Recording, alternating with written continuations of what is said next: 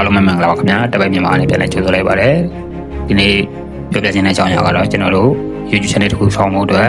AI ကိုအသုံးပြုပြီးတော့စာဆုံး logo လောက်တာစာဖတ်နာထည့်တာဖတ်တာမလောက်တာအစားပေါ့နော်ပြီးကြရင်ကျွန်တော်တို့ YouTube လေးမှာ SEO ပေါ့နော်ဟိုစက်တိုင်းတဲ့သူရဲ့ decoration တို့တိုင်းတဲ့တို့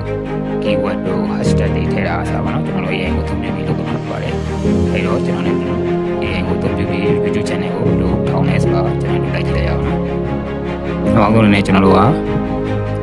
AI တစ်ခုဝင်လိုက်မယ်ပေါ့နော် ChatGPT ဒါမှမဟုတ်ရင်လည်း DC အဲ့ဒါကိုဝင်ပြီးတော့ကျွန်တော်တို့